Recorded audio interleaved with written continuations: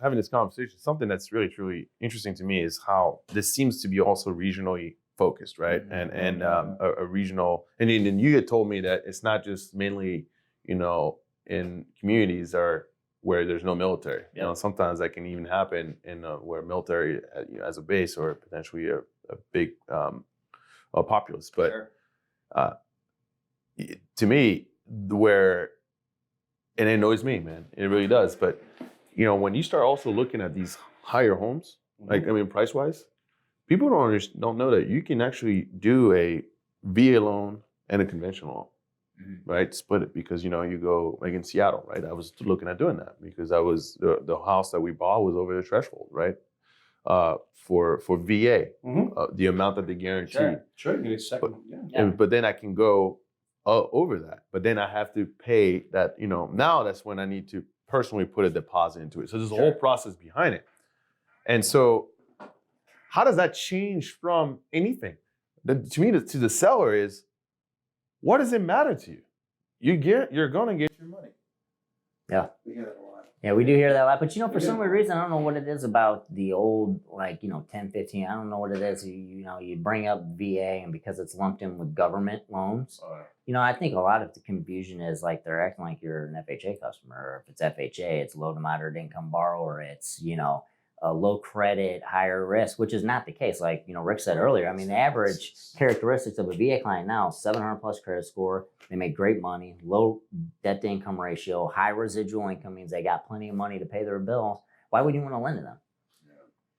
And that government kind of loop in all combined into one little basket. I don't know, I've been doing this 20 years. I can't tell you how many times I've heard of underwriters commingling, and some lenders commingling FHA guidelines, USDA guidelines, and VA guidelines. And you're like, whoa, that's a totally separate book, totally separate set of rules that we follow. It always loops back, Bryan, to what we originally talked about before. And Flo, I think you probably seen as well, it's just a lack of education. You've had a lot. How many of your troop and your fellow brothers and sisters, veterans, that may have had a similar situation? There was just a lack of education, whatever base they were at, whatever their deployment inside CONUS was, wherever they're going to be, they just didn't have proper tools and information from the people that are supposed to be doing it to help educate them and advise them in what the appropriate way to buy a house. And that's half the problem too, because you get somebody that's coming into a marketplace that's relocating their whole family, and you want to buy a house, and you think you got this relationship with this person. They're supposed to be your trusted advisor, and your main focus is to get your family into a roof. Yeah. Right. Yeah. And you hope that they have your best interest in mind, but sometimes it's quick, easy transaction, the path of least resistance, all unconscious bias, the appraisal. And like you said earlier, I think you hit it right on the head. And I wish more people thought like that. It's like, why would I ever want to buy a house that had safety issues? Like, why would you even show me that house? Right? That's what you're telling me. That's what you're saying. You're mad at the appraiser for pointing out the fact that you have exposed wiring and no guardrail going down to the third floor. Yeah. Not to mention the hole in the wall. Yeah. Not a good idea.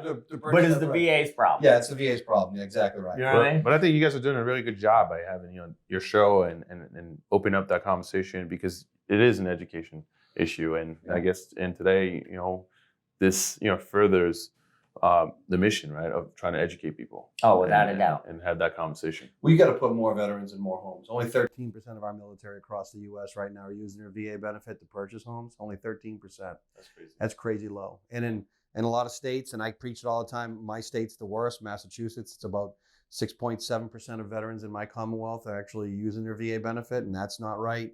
So we gotta do more of this. We gotta do more of the education outreach, and having people like yourself, Flo, come out here and kind of help Bryan and I be a voice of someone who's clearly experienced, intelligent, understands, right? See, and you've purchased 3 homes, and 2 with VA and 1 without. So that's a great way to preach from experience, and that's important. I'm a firm believer in reinvesting in yourself, and that's the way I look at it. You have to. I look at this. It's not a transaction just for a transaction. It's a part of who you are.